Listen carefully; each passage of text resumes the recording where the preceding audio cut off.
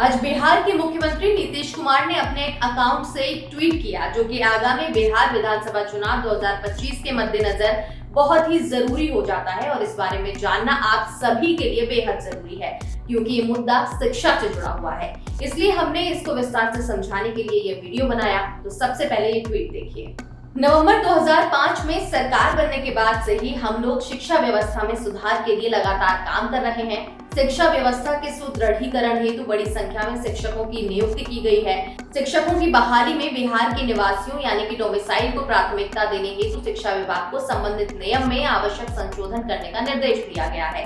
ये TRE 4 से ही लागू किया जाएगा। वर्ष 2025 में TRE 4 और वर्ष 2026 में TRE 5 का आयोजन किया जाएगा। TRE 5 का आयोजन के पूर्व STET का आयोजन कराने के भी निर्देश दिए गए हैं। आइए आपको बताते हैं कि क्या है ये TRE 4, टीचर रिक्रूटमेंट एग्जाम 4 और इससे क्या क्या फायदे होंगे। दरअसल बिहार सरकार के शिक्षा विभाग ने एक निर्देश जारी किया है कि शिक्षकों की बहाली में बिहार के निवासियों यानी कि डोमिसाइल होल्डर्स को प्राथमिकता दी जाएगी। इसके लिए शिक्षा विभाग को नियमों में आवश्यक संशोधन करने के निर्देश भी दिए गए हैं। जानते हैं डोमिसाइल क्या होता है। डोमिसाइल का मतलब होता है स्थायी निवास प्रमाण पत्र, यानी कि कोई व्यक्ति जिस राज्य का मूल निवासी है उसे उस राज्य का डोमिसाइल माना जाता है। बिहार में डोमिसाइल का मतलब है कि व्यक्ति का परिवार या वो स्वयं बिहार का स्थायी निवासी है। तो इस फैसले का क्या अर्थ है? अब तक की स्थिति के मुताबिक पहले शिक्षक भर्ती परीक्षाओं जैसे TRE 1, TRE 2, TRE 3 में अन्य राज्यों के अभ्यर्थी भी सामान्य रूप से आवेदन कर सकते थे और चयन भी हो सकता था। नए बदलाव से शिक्षक भर्ती में बिहार निवासियों को प्राथमिकता दी जाएगी, यानी जो अभ्यर्थी बिहार के निवासी होंगे उनके लिए विशेष प्राथमिकता या आरक्षण जैसी व्यवस्था की जा सकती है। इसके लिए शिक्षा विभाग नियमों में संशोधन करेगा ताकि ये कानूनी रूप से वैध हो।